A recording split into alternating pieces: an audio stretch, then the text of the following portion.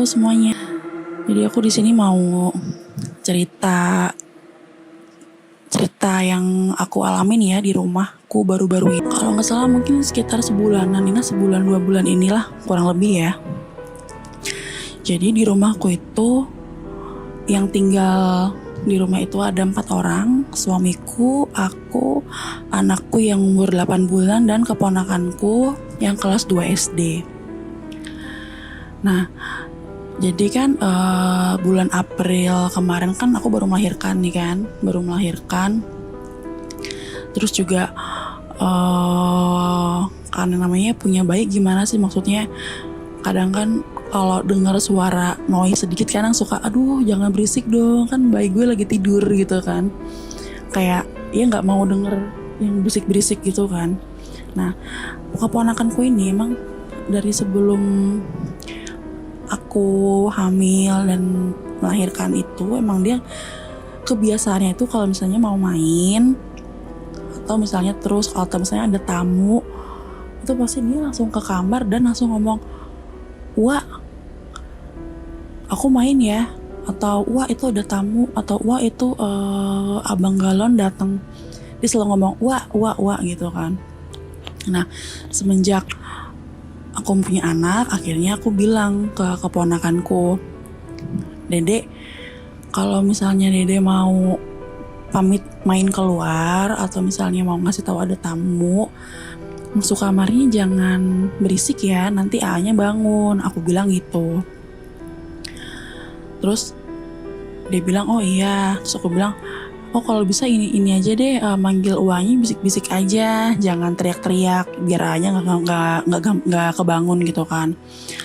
Akhirnya ya udah deh, kalau misalnya dia mau pamit main keluar, pasti dia ke kamar ke aku bisik-bisik gitu kan, bilangnya, wah aku mau main keluar ya. Dia selalu ngomong gitu.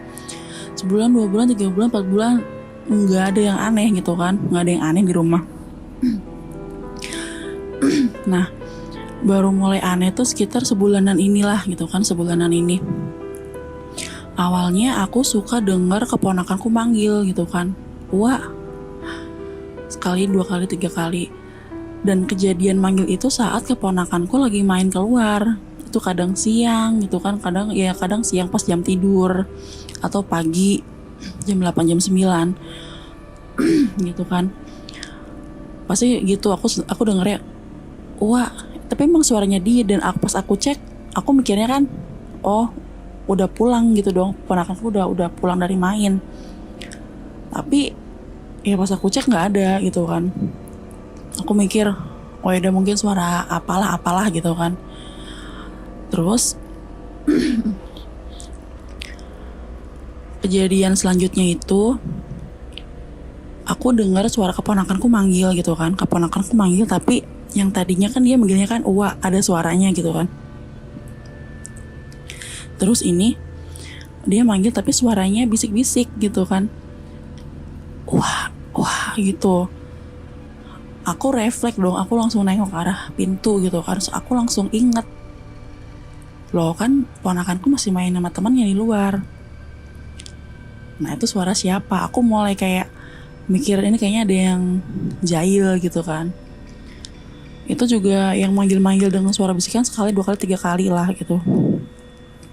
Terus yang menurutku cukup ekstrim itu aku inget banget pas habis azan maghrib ya. Setelah azan maghrib itu atau sebelum azan maghrib lah. Jadi kebiasaanku itu kan kalau mau tidur aku selalu nyiapin air putih di botol untuk taruh di kamar. Jadi maksudnya biar aku tuh nggak bolak-balik gitu kan untuk ngambil keluar air putihnya. Aku lagi nyiapin air putih dan suamiku juga lagi ngapain gitu ya di meja makan, lupa. Pokoknya kita tuh hadap-hadapan gitu loh. Pas lagi aku mau nutup botol tempat minumku, aku dikejutkan dengan teriakan kayak gini loh. Contohnya kayak gini ya, aku dengernya kayak gini, wah.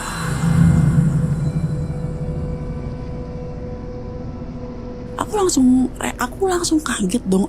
Badanku langsung dingin, kaku. ibaratnya mau nengok kanan kiri nggak bisa, padahal di depanku udah suamiku gitu. Aku langsung bilang, ini suara ini, aduh ini siapa lagi gitu kan, kayak ini bukan suara yang kemarin-kemarin persis banget suara ponakanku, ini suaranya beda banget gitu kan, suaranya ya laki-laki, ya mungkin sudah dewasa dan berat banget gitu kan. Aku langsung dingin, aku langsung ngomong ke suamiku, yang jangan lama-lama sholat maghribnya.